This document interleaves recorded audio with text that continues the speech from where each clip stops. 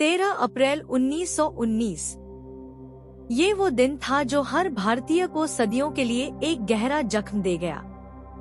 जलियांवाला बाग नरसंहार को व्यापक रूप से भारतीय राष्ट्रीय आंदोलन में महत्वपूर्ण मोड़ के रूप में देखा जाता है, जिसने अंग्रेजी राज का क्रूर और दमनकारी चेहरा सामने लाया। अंग्रेजी राज भारतीयों के लिए वरदान है, उसके इस दावों को उजागर किया। कई इतिहासकारों का मानना है कि इस घटना के बाद भारत पर शासन करने के लिए अंग्रेजों के नैतिक दावे का अंत हो गया। इस घटना ने सीधे तौर पर एकजुट राजनीति के लिए भारतीयों को प्रेरित किया, जिसका परिणाम भारतीय स्वतंत्रता प्राप्ति के रूप में देखा गया। यहाँ तक कि कहानी इतिहास के किताबों में दर्ज है। कैसे महात्मा गांधी ने रॉलेट एक्ट के खिलाफ देशव्यापी हड़ताल का आह्वान किया था, जिसके बाद मार्च के अंत और अप्रैल की शुरुआत में कई हिस्सों में बड़े पैमाने प्रदर्शन हुए और उसका परिणाम 13 अप्रैल 1919 के नरसंहार के रूप में दिखा। हालांकि समझने वाली बात यह है कि कैसे और क्यों यह नरसंहार ने देशव्यापी आंदोलन का अंतिम केंद्र बना। पंजाब ने सबसे ज्यादा प्रदर्शन और क्रूर उत्पीड़न देखा था, जिसमें कम से कम 1200 लोग मारे और 3600 घायल हुए थे। इसकी तुलना में इस पूरे प्रकरण के दौरान केवल 5 अंग्रेज ही मारे गए थे। पंजाब को अंग्रेजी हुकूमत का गढ़ माना जाता था, जो इस बात पर गर्व करता था कि उसने राज्य में कॉलोनियों और रेलवे का विकास कर वहां समृद्धि लाई। भारतीय सेना में यहाँ के लोगों का योगदान भी महत्वपूर्ण था। हालांकि इस विकास के लिबास की आड़ में अंग्रेजी हुकूमत ने उन सभी उठने वाली आवाजों को क्रूरता से कुचलना चाहती थी और यह 1857 के विद्रोह, 1870 के दशक के कूका आंदोलन और साथ ही 1914 से 15 के गद्र आंदोलन के दौरान देखने को मिला। लेफ्टिनेंट गवर्नर ओडायर का पंजाब प्रशासन 1919 से पहले ही निर्मम भर्ती की वजह से काफी अलोकप्रिय था। जलियांवाला बाग का वो मंजर और जख्मों के निशान 1915 के गदर विद्रोह के बाद गंभीर दमनकारी नीतियां देखने को मिली। शिक्षित समूहों की आवाज दबाई जाने लगी। आयरलैंड की जमींदार पृष्ठभूमि से आने वाले ओडायर ब्रितानी औपनिवेश के अधिकारी वर्ग से जुड़े शिक्षित लोगों, व्यापारियों और साहूकारों के खिलाफ सोच रखते थे और वो किसी भी राजनीतिक असंतोष को पहले ही अवसर में कुचल देते थे। जनरल ओडायर को साल 1913 में पंजाब के लाला हरकिशन लाल के पीपल्स बैंक की बर्बादी के लिए भी दोषी माना गया। इसके चलते लाहौर के व्यापारियों और खास तौर पर शहरी इलाके में रहने वाले लोगों का सब कुछ लुट गया। उनकी सारी बचत पानी फिर गया। साल 1917 से 1919 के दरमियान कीमतों में भारी उछाल आया। मजदूरी के मानकों में गिरावट आ गई। निचले पायदान पर खड़े मजदूर और पीछे धकेल दिए गए और इसका नतीजा ये हुआ कि कामगार और कारीगर घोर तंगी में घिर गए। अमृतसर में तो मुस्लिम कश्मीरी कारीगरों के मुख्य आहार चावल की कीमत 3 गुनी बढ़ गई। इन सारी बातों का असर ये हुआ कि धीरे धीरे ही सही पर लोग लामबंद होने लगे। इन लोगों में युवा मुसलमानों के साथ साथ ब्रिटिश विरोधी मध्यम वर्गीय मुस्लिम वर्ग भी था। व्यापार और उद्योग तितर बितर हो रहे थे।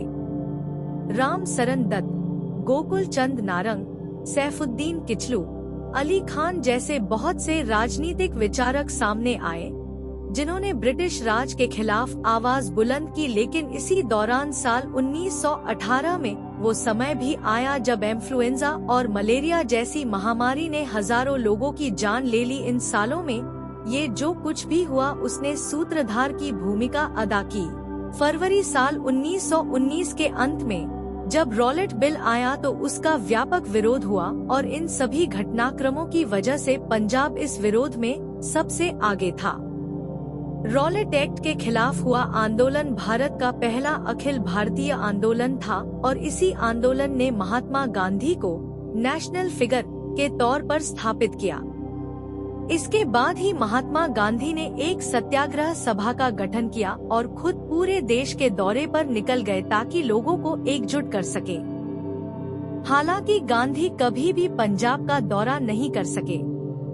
वो पंजाब प्रांत में प्रवेश करने ही जा रहे थे, लेकिन इसके ठीक पहले 9 अप्रैल को उन्हें गिरफ्तार कर लिया गया और वापस भेज दिया गया। इसके अलावा इस प्रांत में कांग्रेस भी इतनी मजबूत नहीं थी। इसके परिणामस्वरूप यह कार्यक्रम बड़ा ही प्राथमिक स्तर का रहा और इसे कुचल दिया गया।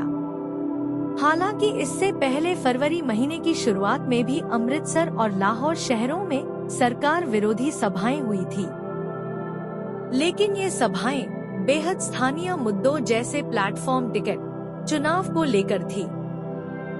इनमें रॉलेट एक्ट और खिलाफत के बारे में कोई चर्चा नहीं की गई और देश के अधिकांश शहरों में 30 मार्च और 6 अप्रैल को देशव्यापी हड़ताल का आह्वान किया गया। हालांकि इस हड़ताल का सबसे ज्यादा असर पंजाब के ही अमृतसर, लाहौर, गुजरांवाला और जालंधर शहर में देखने को मिला। लाहौर और अमृतसर में हुई जनसभाओं में तो 25 से 30 हजार तक लोग शामिल हुए। 9 अप्रैल को राम नवमी के दिन लोगों ने एक मार्च निकाला। राम नवमी के मौके पर निकले इस मार्च में हिंदू तो थे ही, मुस्लिम भी शामिल हुए। मुस्लिमों ने तुर्की सैनिकों जैसे लिबास पहन रखे थे। बड़ी संख्या में लोग तो जमा हुए ही थे, लेकिन जनरल डायर और उनके प्रशासन को सबसे अधिक चिंता हिंदू मुस्लिम एकता देखकर हुई। किसी भी विरोध को कुचलने के लिए हमेशा आतुर रहने वाले पंजाब के गवर्नर डायर ने उसी दिन अमृतसर के लोकप्रिय नेताओं डॉक्टर सत्यपाल और सैफुद्दीन को अमृतसर से निर्वासित करने का फैसला किया और ठीक उसी दिन गांधी को भी पंजाब में घुसने नहीं दिया गया और पलवल वापस भेज दिया गया। अपने नेताओं के निर्वासन की खबर ने अमृतसर के लोगों को गुस्से से भर दिया। करीब 50,000 की संख्या में लोग जुटे और 10 अप्रैल को अपने नेताओं की रिहाई की मांग करते हुए उन्होंने सिविल लाइंस तक मार्च निकाला।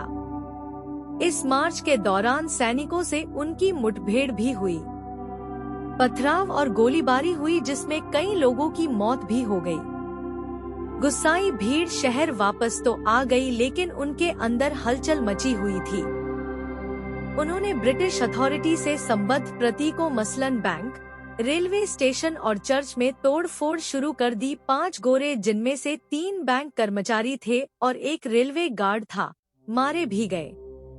इस हिंसक आंदोलन का नेतृत्व मुख्य तौर पर हिंदू, सिख, खत्री और कश्मीरी मुसलमान कर रहे थे।